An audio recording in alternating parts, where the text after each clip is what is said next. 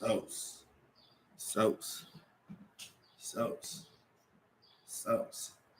Greetings all, and welcome back to another episode of What's a reborG podcast. I'm that dude reborG. People text me during the intro. This is ignorant.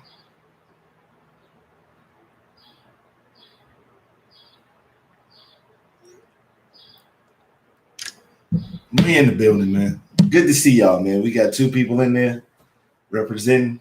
Should be more to come. How y'all been, man? Me, I've been well, man. Chilling.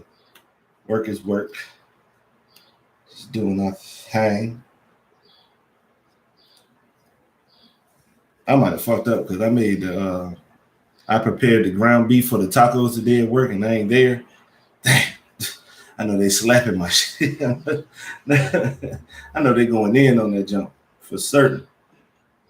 Because I taste everything before I put it up, so that jump was right. But I did bring some home. So probably tonight or when I'm off in a couple of days, go ahead and make some dip or something out there. Go give me some Tostitos scoops. Shout out to the scoops. They got them flavored ones, tortilla chips. And like they regular triangular shape with I want to say they got black bean and something up there, and them shits hit like they hit by themselves. You don't even need the dip. So I wish they showed those in like a smaller bag or whatever. We got a little Woodford Reserve in our sifter. Just have us a little taste. Just a little taste. I ain't felt like no wine today. Then we got that water. White, righteous hydration at its finest. Oh, man. Whew. Yeah, man, just been chilling, man. Just relaxing. Just enjoying my time. I got to check on the dog, man. He just be doing silly shit all the time. I caught him Mother Day trying to bite my jacket hanging on the coat rack. This dude just be doing shit, man. So instead of just hanging up the coats on the hooks by the hoodie or something like that, or maybe like the tag on the inside, no, I got to fold mine all the way over so it don't hang down there so he don't get the urge to nibble on my damn sleeve. That was an asshole, bro. We had a moment earlier today too. After I woke up and took him for a walk, before I get ready for my day, I always get him ready first. I always take him outside, take him for his walk, let him pee, take a poop, doggy bag, poop bag it up, and then I come back in, wash my hands and shit like that, and then shit, shower and all that other stuff. So as I was getting ready to go shower, I kicked my underwear toward the clothes basket and missed, and it fell right on his head. And he just sat there with the drawers just sitting on his head, just drawers, just like. And when I ran over there, and when I walked over there, he sat there for like 2 minutes. He didn't move, he didn't turn his head or nothing. He just looked. And when I took the drawers off his head with my feet, I gave him the look on his face like, yo, trash, bro. How childish are you, man? Like, for real. I know you be on the mic with your friends on the Xbox or in the Discord or talking to your homies on the phone. Man, you be talking cold cash about me, man, how I'm trash and all that stuff. And look at me sitting here with underwear on my damn head. Man, you was an asshole too, bro. I just noticed, man, God, when I took the drink, man, I need to cut these nails, man. God damn. The fuck are they this long? I don't bite my nails. So until they chip and I don't like the way they look, then I'll cut them down. But I don't pay no attention, so I don't bite the joints. Oh, man. Last night was cool after I got off work. Went to go see Moms. We had a good laugh. My uncle was there cutting up. My Uncle Al, very funny individual. Very. My niece came home. She went out to the movies. Shout out to Simone going out to the movies and stuff. Going out there hanging out and stuff. She went to go see Doctor Strange. She said it was cool. I guess it didn't, I guess it didn't blow her mind like everybody else because a lot of people are talking about how good of a movie is. I'm going to be honest with you. I'm sorry. Apologizing in advance. I don't give a fuck. I don't, man. I mean, I tried too because the homies got on me uh, my homie Reese, Black Man. Well, mainly them two. They were getting on me about watching, at least watch the Avenger movies, the Infinity War and the Civil War and the other shit with Thanos. And I tried. Yeah, I watched them. They were cool. I ain't got no problem with them.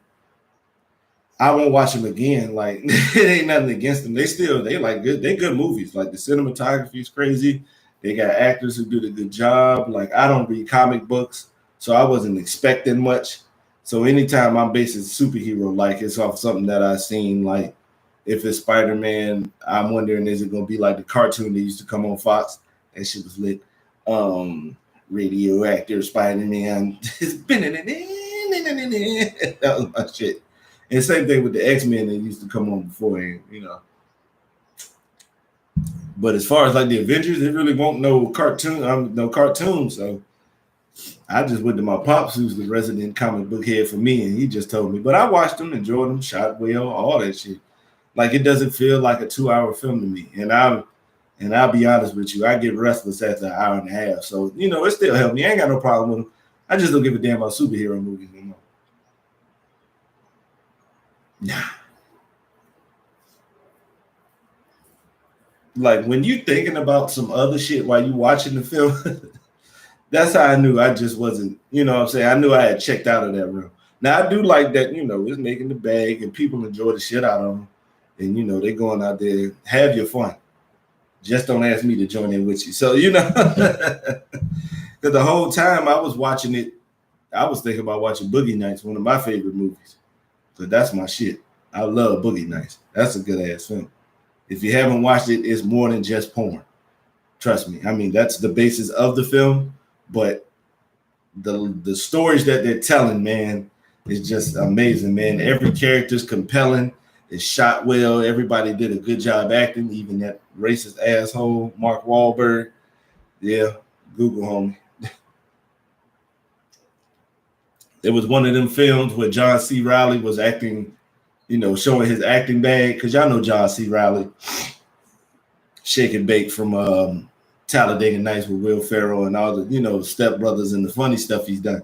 But he has like great roles in regular movies like State of Grace, Boogie Nights. Damn, what was the other one? Oh man, I forgot. He was in Gangs in New York. Remember, he was the cop and he played a good job. Bill the Butcher hoisted his ass up. But he always, it's crazy. He'll go for like a comedy role and then the next jump will be a real serious movie. Jonah Hill does that every now and again too. I like that when people can pull that off, man. It look real nice, man. Thoroughly enjoy that.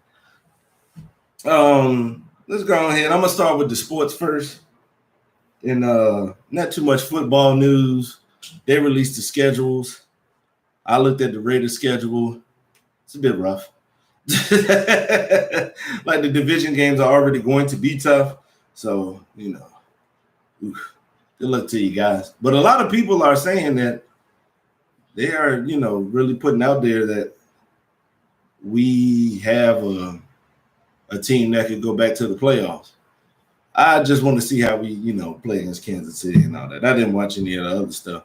Some of them are decent, like Russell going to Seattle, his first game.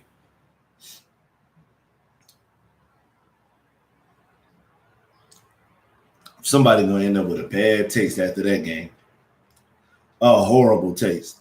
If Denver loses, Seattle gonna feel bad because they said we should have did what we had to do to keep him at quarterback, because it's so hard to keep a quarterback in this league, especially a decent one. And Russell was above that. He was a good QB. So, but if Seattle wins, he'd be like, "Poor Russell." Went to another team and got the same situation going on. Y'all gonna be ass. If y'all lose to the Seahawks, y'all gonna be ass. Because I don't see the Seahawks doing too much. But Jerry Jeudy got in trouble, but his girl said she's not gonna press charges, so he should. I don't think he's gonna do no jail time, but he gonna get suspended. He gonna do these 4 more than likely after they do some research, because after that Ray Rice debacle, we ain't forget about that shit, Goodell, that you knew well in advance before the video came out. We know how you get down, man. We know. But you with the good old boys, so you straight. you can get away with that. You can dabble how you see fit. Last night, since there weren't no NBA games on, I watched the Tampa Bay Lightning versus Toronto Maple Leafs game 7. Yo, the playoff intensity is real, bro. I already had this discussion with the homies, and I've set it up here a time or two. The playoffs is just like that. I don't give a fuck what it is. The Little League World Series, that should get intense. The World Cup this summer, appreciate that, because usually in July it ain't that much to watch. Luckily, we had the Olympics last year, and this year we got the World Cup. So next year, we might actually have to watch baseball now. I'm watching that boring ass shit. Not till playoff time.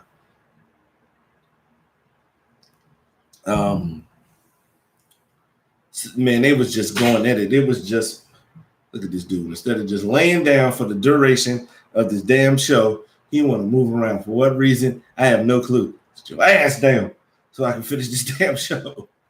But man, it was just intense.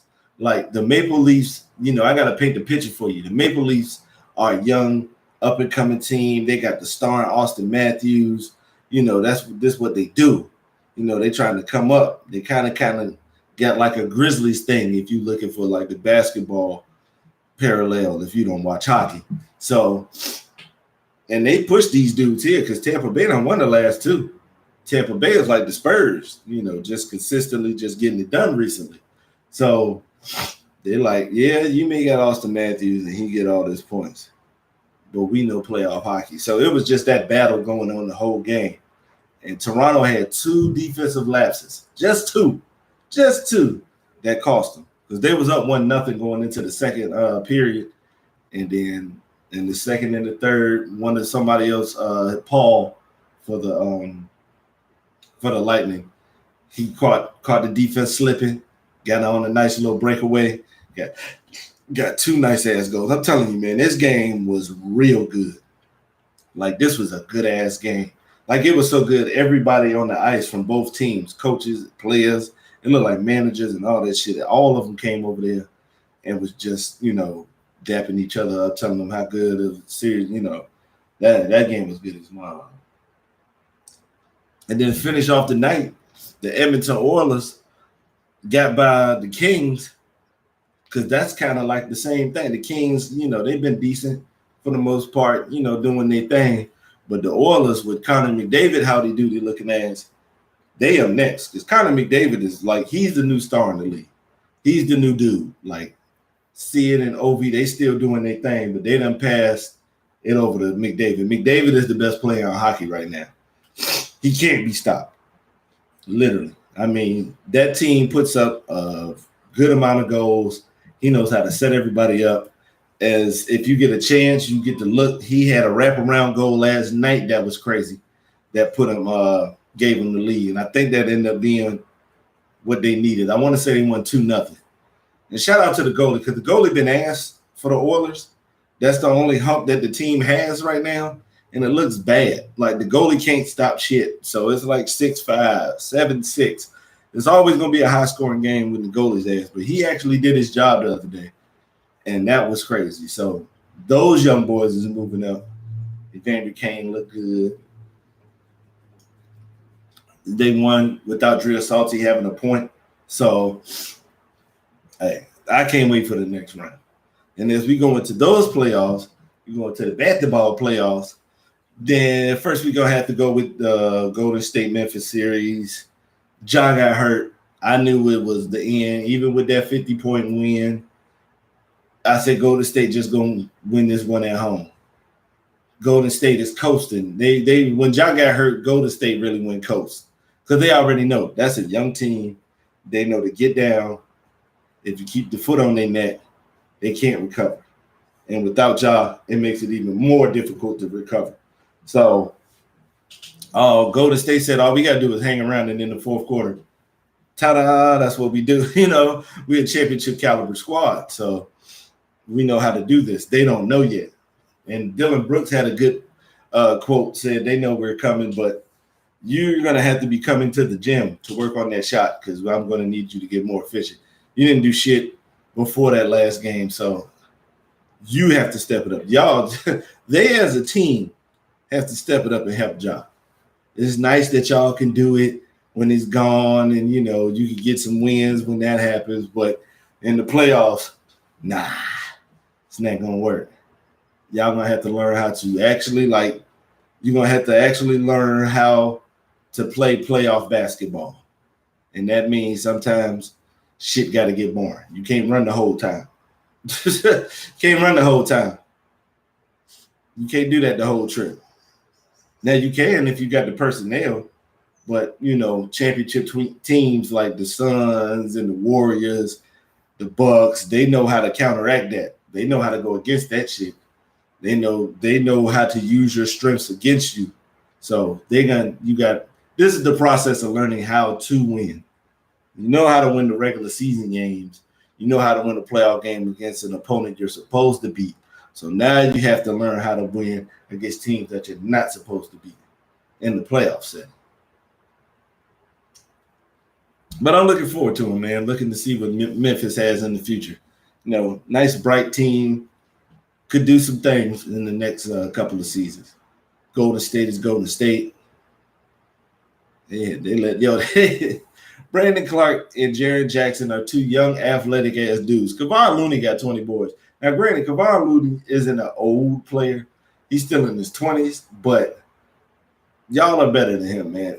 Y'all should by trying to get these damn rebounds, man. Y'all know better, man. Wiggs play good because, you know, Wiggs know what the deal is.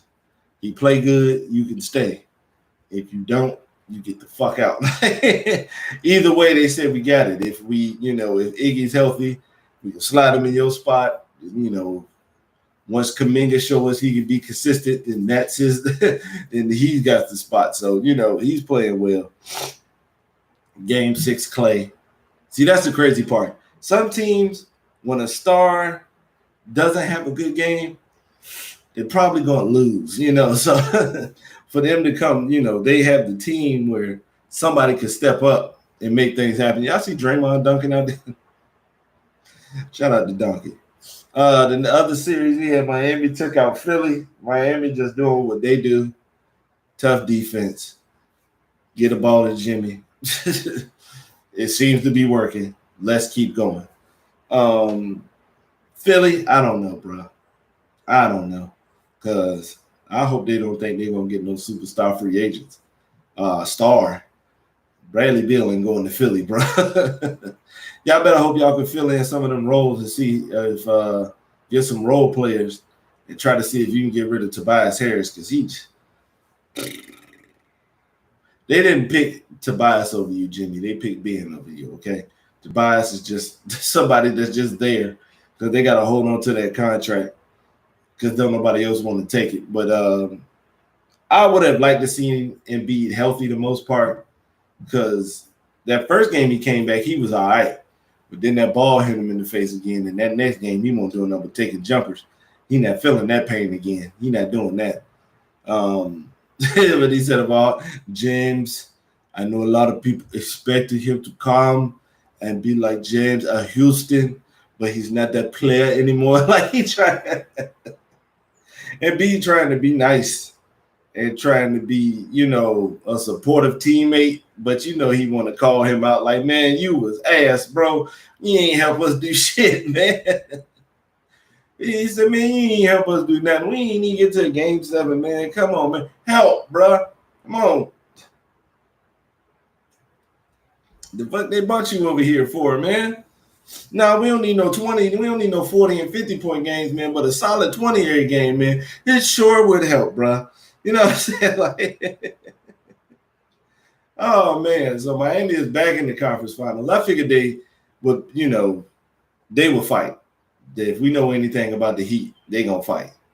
They got that coach over there. So, you know, who knows what will happen in the conference with whoever opponent they have. And we'll get to that one now with Milwaukee and Boston. They have a game 7 tonight at 3:30. I mean, not tonight, today at 3:30.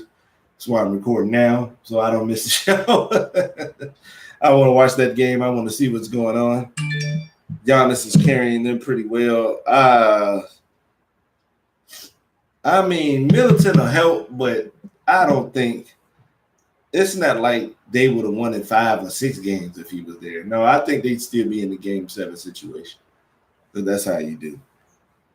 But they definitely gonna they gotta have other people step up. Y'all gotta do y'all thing. Lopez, Portis, Holiday, Compton, Allen, Wesley Matthews. They need y'all. I mean, I would like for Giannis to score 50, but if he's scoring 50, that means somebody else ain't doing what the hell they supposed to do, and it probably don't work out as well for us, even though we like it. But in Boston, y'all just I say just let Giannis do his thing and shut everybody else down. That'd be your best bet. Make sure you're using players. Make sure on offense, y'all going at Giannis. If y'all can get him in foul trouble, ooh, shit could get real. You know what I'm saying? Like, you can put them against the ropes if you mess around and get him in foul trouble. Because Tatum is hooping. The homie salesman in the Discord said the other day, because I asked, like, what does Jason Tatum need to do besides be more consistent to, get to that superstar level? And he was like, that's pretty much it. The consistency. I think he should get his handle up because that jab step don't work. His triple threat is not it because he doesn't have like a quick first step. So that's why he ended up taking them shots. And salesman say he shoot like he a bad bitch. So Tatum got bad bitch energy when he out here letting that ball fly because there was a lot of shots that we watched in that game after he had said it that it was just like, man, you really don't give a fuck, man. Right now, you think you Kobe, bro. Remember that dagger he hit on him when the dagger he hit on the Bucks where they threw it to him on the wing and Connaughton was closing out. He waited for Connaughton to get the guard up. He waited for him to guard up. He got in front of him. He didn't jump, and he let that fly. All draws. Yeah, man, he just like that, bro. He was just like that last game. I don't know if it'll work this game.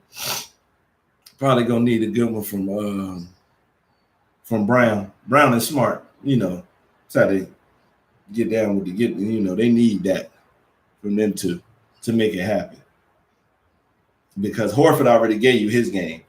He not gonna go off for damn near 30 again, man. No. He got one left for the next series, and that's it. He got one per series for you because he old. You know how long ago that championship was with him and Noah and Brewer? A long time ago, bro. So the fact that he can give you one game is all right. But I'm gonna enjoy that one. And later on is the Dallas Phoenix one. I don't know. Phoenix, they acted like they don't want to win. Like, this is the situation if I'm Phoenix. I'm feeding Ayton and I'm killing them down low. I'm killing them. Them boys is all right. Kleber and Powell, they all right. But for real, they can't fuck with Ayton if they feeding Ayton like that. So I would do that and feed whoever Luka guarding. We either gonna try to tire him out or get him into foul trouble because he gonna play some defense. I'm gonna make him play some defense, whether it be the post, pick and roll, something. He gonna play some defense. I'm gonna make him play some defense. And when it gets on the other side, just let him go funky. Man, he ain't gonna score 100, bro. But I ain't gonna let Finney Smith destroy me like he did in game 5. I ain't gonna have him do me like that. No. You can't let the others fuck you up. And they was on fire too last game. Woo, very interesting. Because Dallas has a young up-and-coming team. And, we think they need like a piece or two that'll help them get over that hump. And I just don't know. Oh, shit, I had to pop out the chat. I ain't seen nothing in the chat. Oh, shit, y'all going in, too. Let me scroll up a little bit. All right, yeah, Chapo, they played with hard. Golden State saw me and saw them. Yeah, but they already knew they was a young team, so they already knew they was going to make their mistakes. Now, Mike Brown does know a little something about coaching. Like, luckily, good for him. He knows how to, be in this situation. because he wanted to show his coaching abilities. Because before, it just get to LeBron or get to Kobe, and he knows how to put together a decent defensive game plan because he was the Spurs defensive coordinator in the early 2000s. So probably taught Bruce Bowen on them fouls. Said Phoenix going home. Paul Pierce is the Donovan McNabb of basketball. Chris Paul is the Donovan McNabb. Which one? Yeah. Yo, Paul, you're right, yo. The fact that he had 2 shots in game 5, they gave him the ball twice. And that was the sad part. They gave Marcus Smart the ball the last 2 possessions. Come on, bro. Come on now. And he got Holiday Gardner, who I've been saying for the past couple of weeks he's one of the best defensive players in the league. Not one of the best defensive guards, not one of the best defensive wing players or point guard. Nigga, one of the best defenders in the game. And you're going to give the ball to Marcus Smart, and he's not, he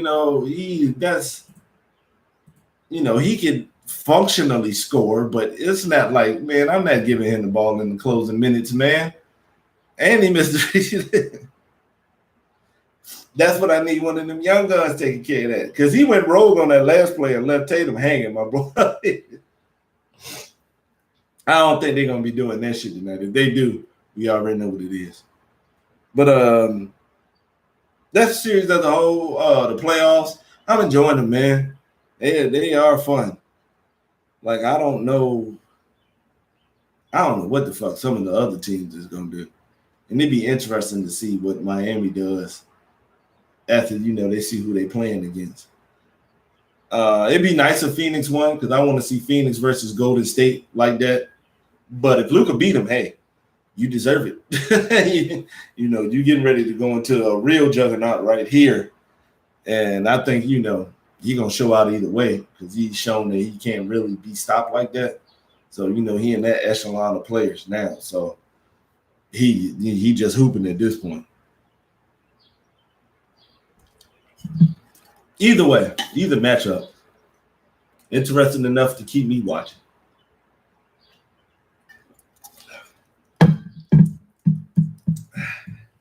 That was rough. All right. What else is going on? I see Overtime Elite signed another player. Let me go on ahead with that one right quick.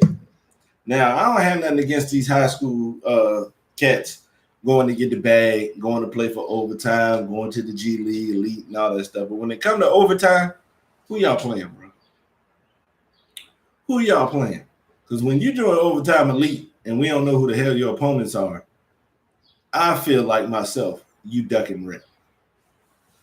I feel like you duck and wreck. You already know. And we already saw it. Like, most of the players that's going to be drafted are going to be college. So that's where your competition is. And the G League Ignite, that group, they playing against other grown-ass men that's trying to get into the league. So it's no fucking way that, you know what I'm saying, unless that dude is that talented, then no, they're not going to let you shine on them like that because they're trying to get to the league too. So that's why it's a little different. They go to overtime and get this money and get that bag. But I'm telling you right now, your development, unless you in the gym working that hard, man, I wouldn't advise it. If you can't go to Ignite, if you can't go to G League route and college, they got the NLI now, so you can get a bag from college if you that good. They had Ben Caro and all types of commercials this year and 2K cards on my team. So, yeah, I wouldn't. I mean, maybe it may be more than what they may offer as far as what overtime is, man, but I need that rec, bro. I need that rec. Wherever I want to go, I want to show, especially in that situation, I want to show I'm the best.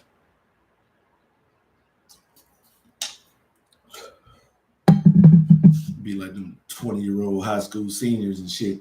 You got the nerve to have him in the rankings. One of these dudes is actually 17 years old, man. Get the hell out of here. Oh, man. All right, and other topic, this R&B discussion I wanted to have. Okay, so I watched a video called Why the New Girls Can't Sing, a video essay by a YouTube channel called Black Music Archive. Matter of fact, I'm gonna put the link in the description, so everybody could get a chance to watch that afterwards to get a sense of where I gathered the topic from, because I'm an R&B dude from the beginning and all that. So it's kind of weird not seeing R&B like in the limelight. It's gotta be like a couple of people, very few selected, as far as popularity goes. Yeah, Bruno Mars, Beyonce, Riri, maybe her if they want to be on the artistic vibe. SZA, when she first started, that buzz gone. Unless she come out with an album just that amazing, and she does put out good music, but it's not to the level of the popularity that she would be performing at the Grammys. And I was just thinking to myself, what happened? Like, what the hell happened? Like, I don't listen to the radio, but like, it's not a part of the mainstream as much as it used to be, because it was different than the 90s. Not better, because the music is just as good nowadays. They just don't want to deliver it out to the masses. John Baptiste won Album of the Year at the Grammys. That's a good album. Lucky Day had a good ass album. Hotel from Jasmine Sullivan was a good ass album. So it's not like we don't have the quality, because it's good R&B shit coming out all the time. But it's just not in the limelight no more. And this video said Why the New Girls Can't Sing. That is one thing I have noticed. The voices are totally different. When you're looking at SZA, Summer Walker, Snow, Aiko, there's some other ones. There's some more LMA and stuff like that. They can sing, but they're not at the same caliber vocal wise as a Whitney and a Brandy and Monica and Toni Braxton. A lot of that shit. You know what I'm saying?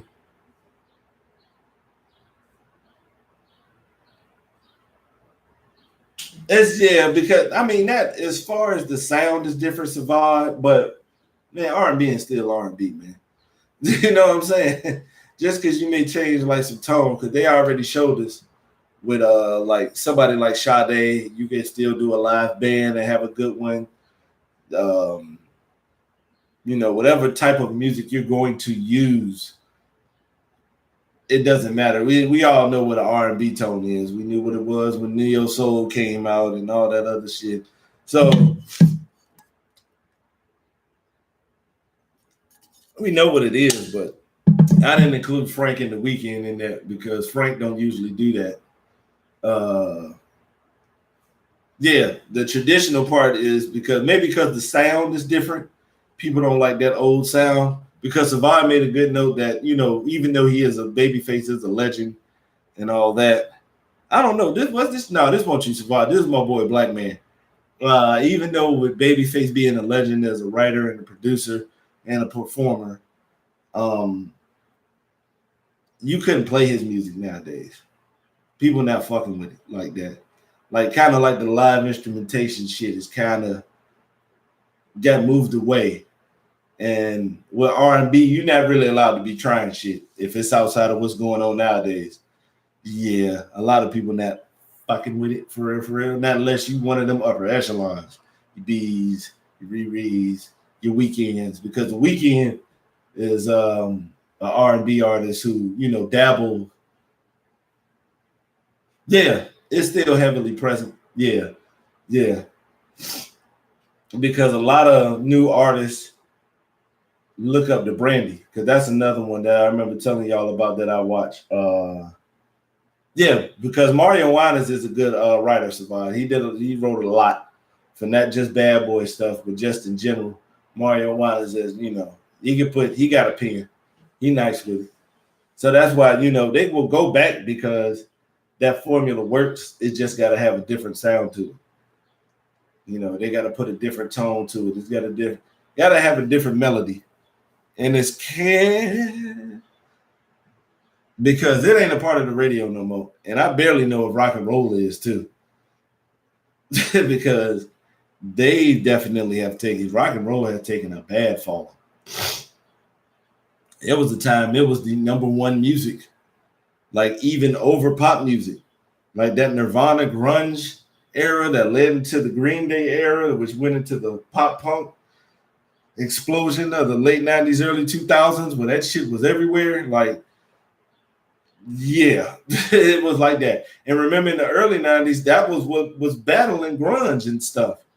It was R&B music. It was Whitney's music. And some people may not want to admit it, but it was Mariah's music. She worked with enough black people. My Mariah Carey got R&B.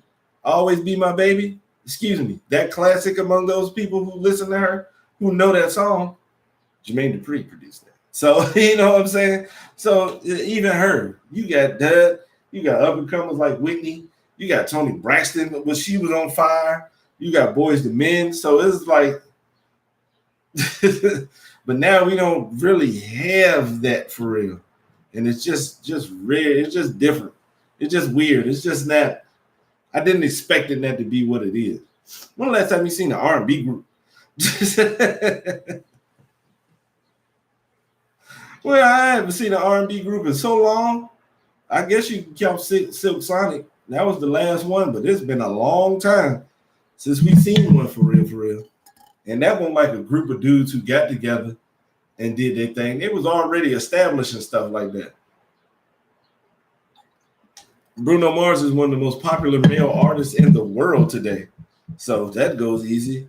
And Anderson .Paak had been killing the underground and musicians alike. See, Anderson .Paak is one of those dudes that other musicians and other artists just enjoy like a motherfucker because he's so talented and shit.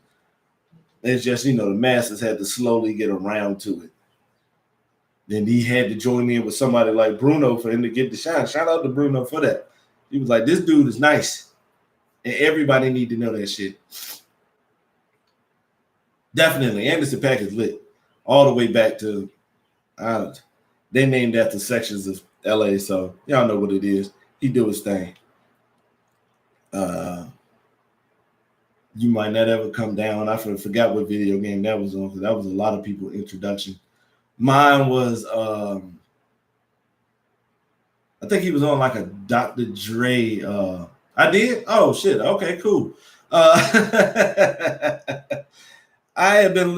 forgot what it was. Like he was working with Dr. Dre or something like that. And he was featured on the album. I said, oh, he cool. And when I, looked him up, I saw the Knowledge and the No Worries jump. And I said, damn, this all right.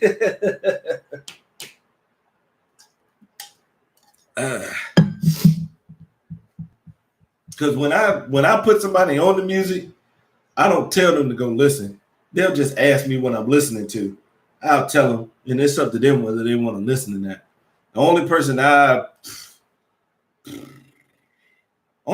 tell somebody to go listen to something to is old Black Ass Slide. Okay, the No Worries shit was sauce. Yeah. And then I got into his own shit and saw, yeah. But old Black Ass Slide,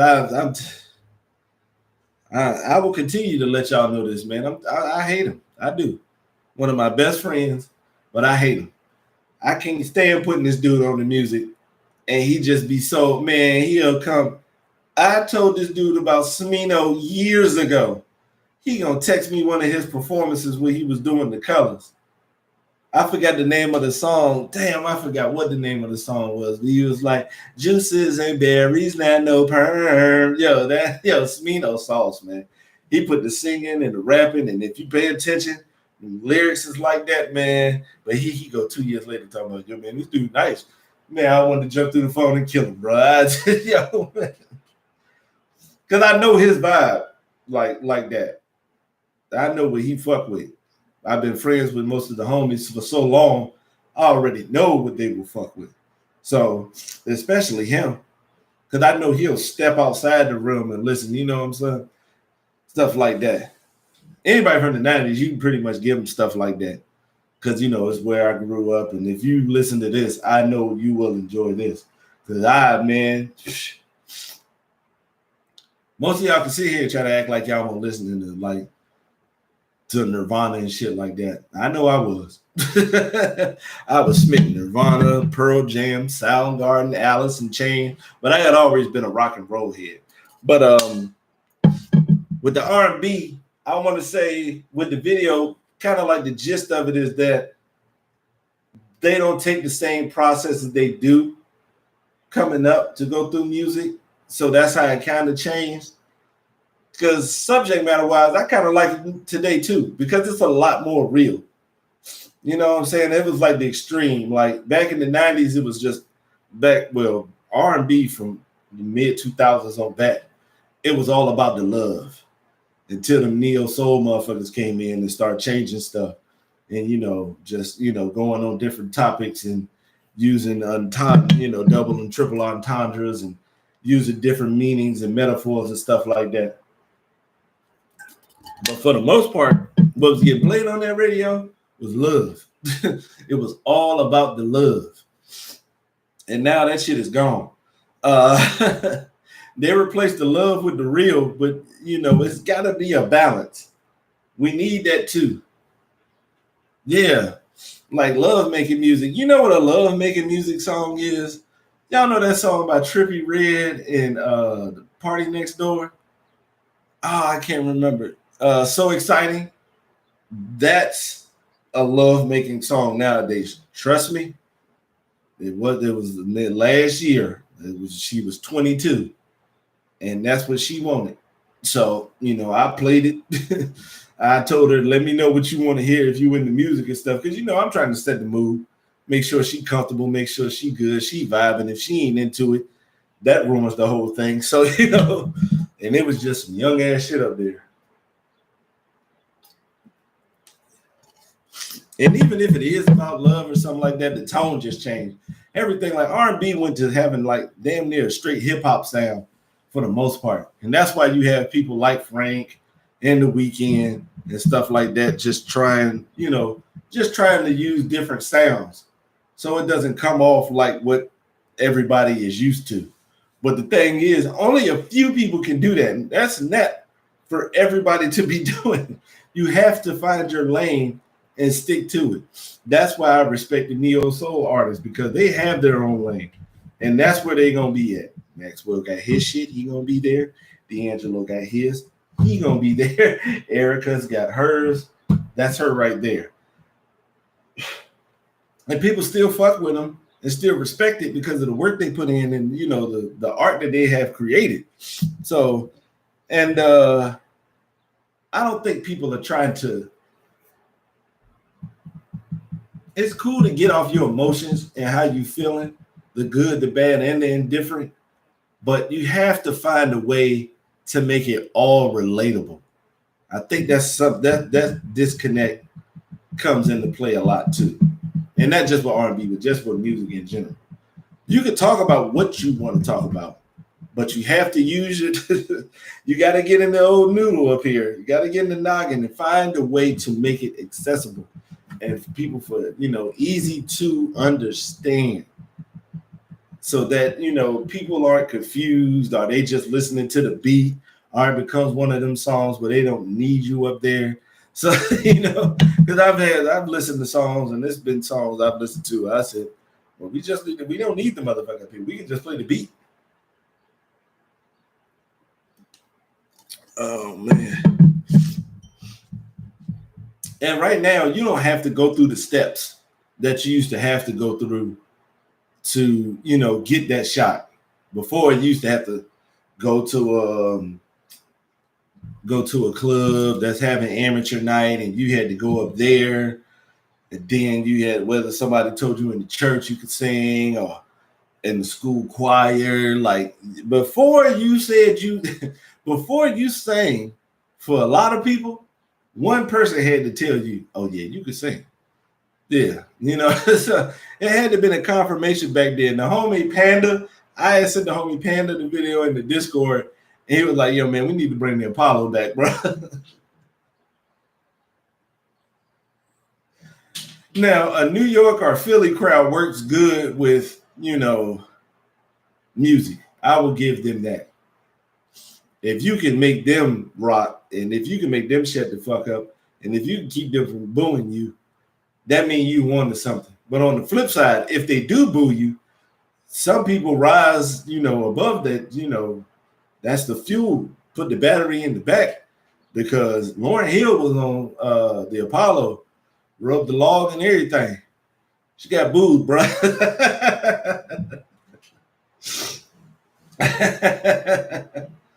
and but she later came out to have one of the soundtrack for Black women. What, late 90s, early 2000s, man? Like that's a legendary album. That's one of them ones it's just a consensus. Like, I'm not gonna say everybody like it because it's an exception to every rule.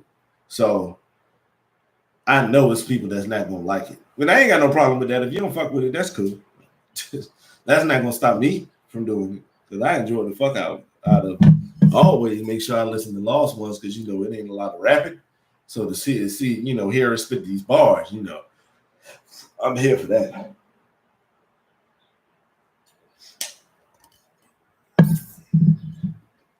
And one thing I think could help is we should tell them about themselves because it's nowadays with the social media era and stuff like that.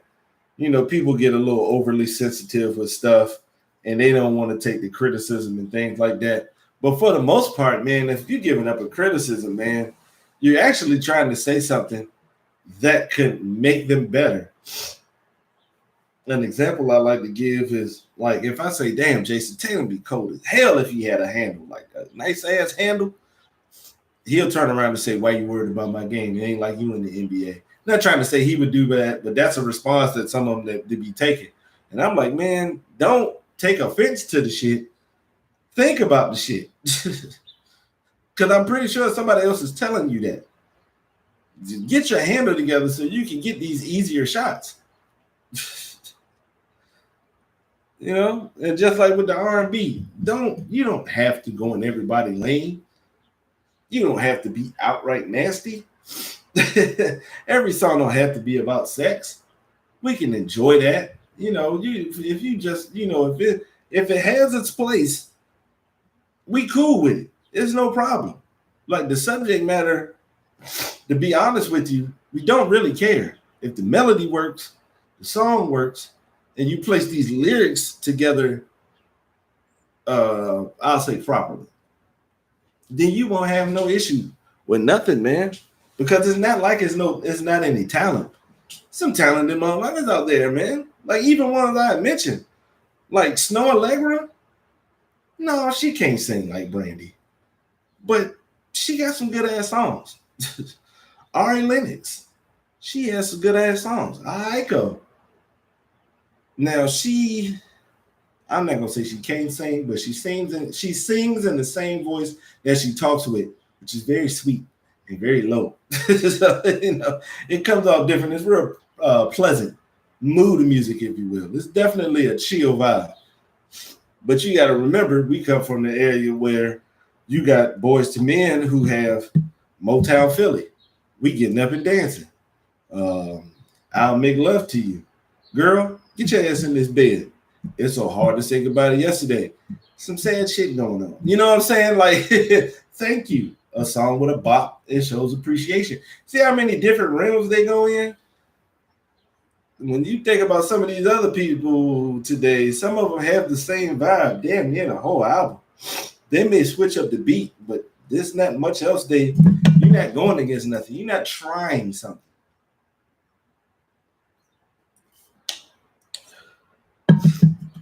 Because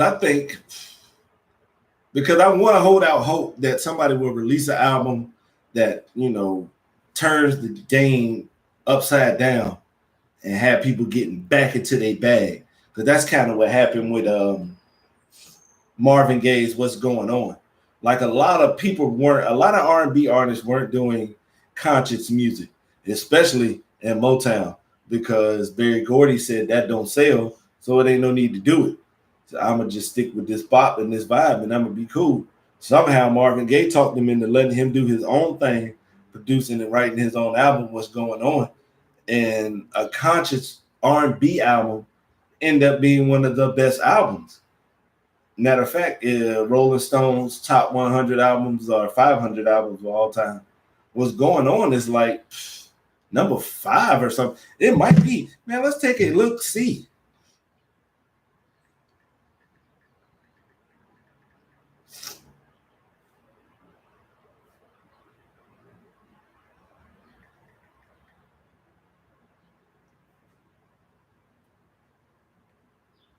They just updated the list not that long ago, too.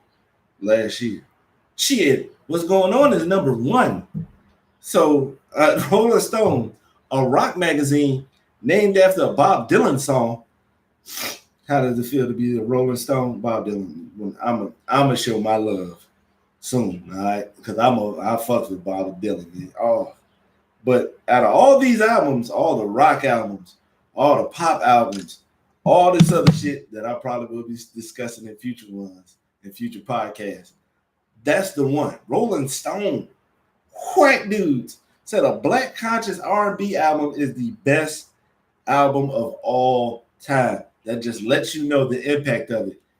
When people saw him do that, and when they saw what Stevie Wonder was doing, and then they also got to look at saw what Curtis Mayfield was doing with him and the Impressions, and they was like, oh, okay, you can't make some conscious dance music. And then after that, that's when shit started to go in, and R&B it just taking a climb from there, because it used to be just about you either come out with a song or you do a cover of a song, and that's what you would base it off of, because both sides was doing it. So for that, I'm thinking we're gonna need that, because it's gonna have to be different, not just sonically. The whole album is gonna have to be different. It just is.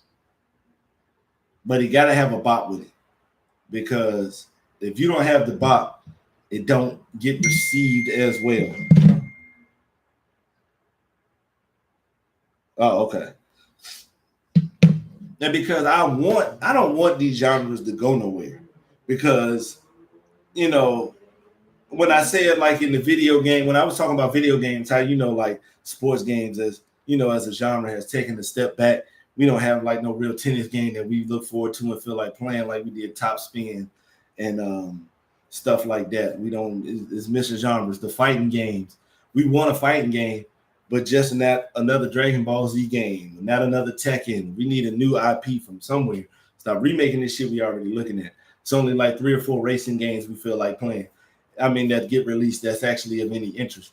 And I would hate for the music to go that way. And that's what it's starting to look like for genres like rock and roll and R&B. Now, granted, you can still find one, but it's not in your face as much as it used to be. And I would think that, having that type of good ass album could do it. But you got to have that bop. You got to. I don't think Speaker Box and the Love Below goes 10 times platinum if they originally put out the songs that were supposed to be released first. Because I mentioned it before, they wanted to Big Boy and Dre Big Boy song wanted his to be Church.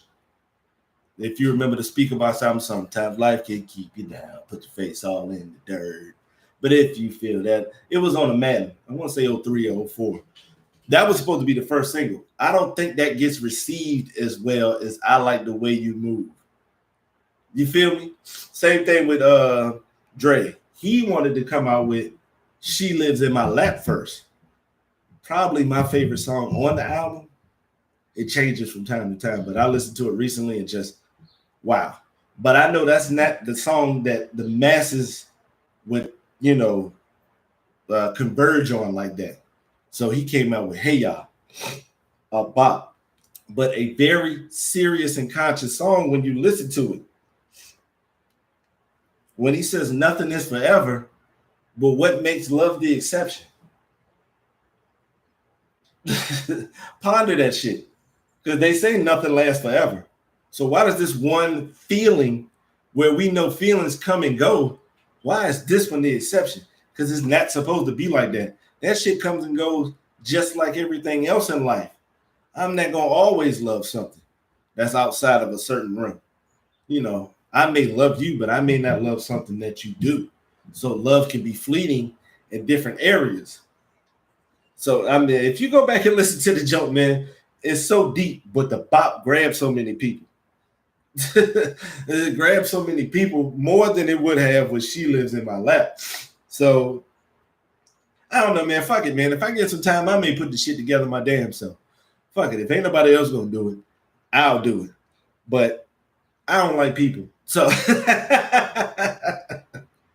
could y'all really come on, man? Let's be honest, man, for the people that's actually watching. Could y'all picture me as famous sitting on the couch with old corny ass Jimmy Fallon? You think I'm gonna sit there and let him tell these bad jokes and not say nothing?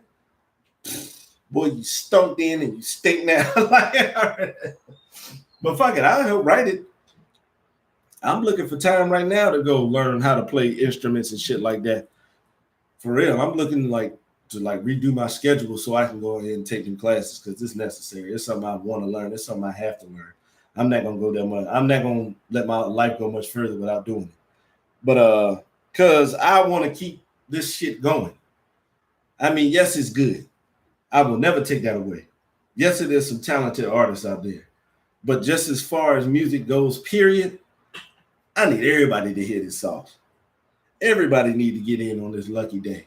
Everybody need to get in on Tuxedo, Benny Sings, Mac DeMarco, Giveon. Like, like there's just so much song. Sampler. Y'all saw what he did on Kendrick album. Don't ever forget that sauce. I know y'all remember what he did for on Drake's album. He just do that. His appearance on the Salon song. We already know Sanford Get Down. So I mean, why we don't have to sit here and wait. And some of them already know it's not a money-making thing right now, anyways, outside of touring. Because that's what somebody like Thundercat does. He just, creates in between touring, drops another album, hits us with some sauce, and then back out on the road again because he working because he not gonna get put in the same spectrum as The Weeknd. That right now as I think he should, because musically, the Thundercat, he's fucking amazing. I don't see it. He don't have no duds as far as albums go. Now it is kind of different to listen to because we all got to train our ears to hear different shit. For us that grew up, 90s, early 2000s, rap was like a totally, what I'm saying? Today's rap sounds different, which is good. I appreciate that. I like it. I need, what I'm saying? I want the balance. I want for what's up here and what's down here. Sometimes I don't need shit to be as intricate as a Lupe track. You know what I'm saying? I listen to that when I listen to it. Sometimes I just want to vibe out. So that's why that's why I stay listening to the Young Boy. And that just the rapper Young Boy. I'm just talking about younger artists in general. They bring an energy out of you. That whatever vibe that you own, they know how to, get into that. Unfortunately, it leads to crime in some places. But you can you can't sit here and say that you haven't been hyped about that shit. Because matter of fact, what was one of my favorite jokes last year? The ESTG album. That shit was good as a motherfucker, man, but that shit was gang stuff. So we got to do our thing with that, man. And make sure you do what you can. Support this R&B, man. Support some of the old school.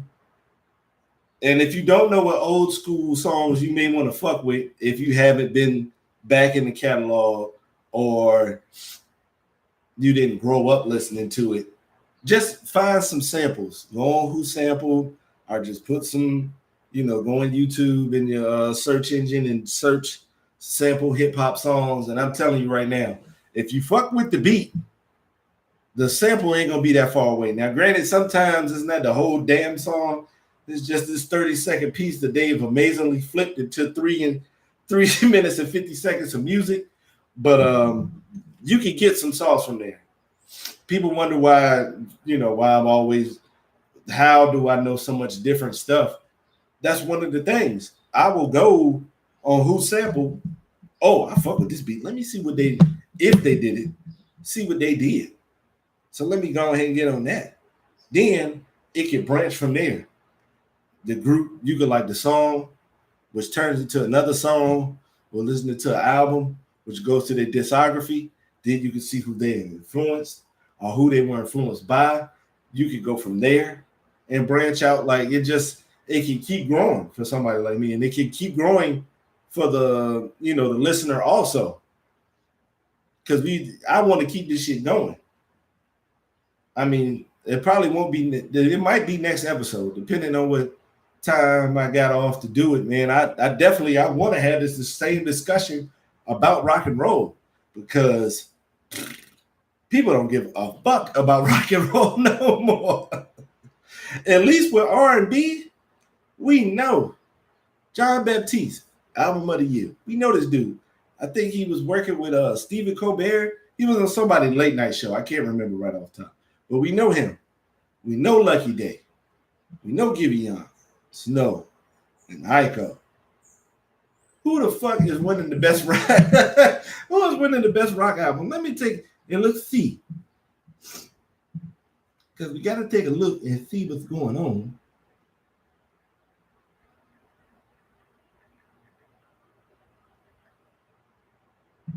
See, look, when I was typing it in, that y'all just said Grammy's best album, our best rap album. They ain't even put the damn thing up there. See, this is this is one thing that's weird. What you call it one of the best rock album of the year? In 2022. The Foo Fighters. And nothing against the Foo Fighters. I love them. Rest in peace to the drummer. Big Dave Grohl fan. Love the album too. For real, for real.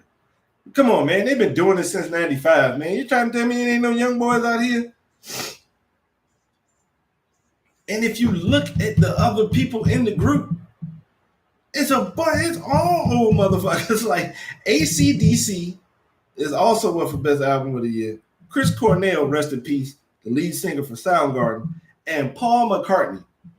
All acts from 95 that came out from 95 on back. Now, who was the only new boys they got is they counted the Black Pumas album as a rock album. I thought it was multi-genre, you know what I'm saying?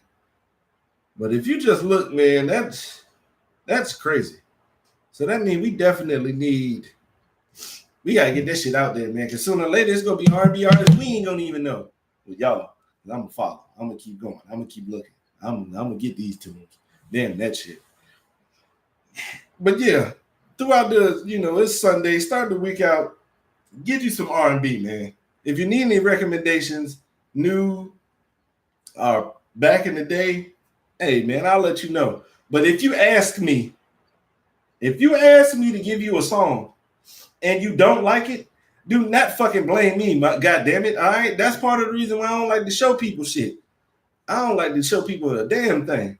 Because if you listen to it and you think it's ass, that ain't got shit to do with me. So don't even bring it back to me. All right. So this week, be beautiful as always. Be easy and be you, because that's all you can be. Listen to some R&B this weekend. Thanks for coming out. Thanks.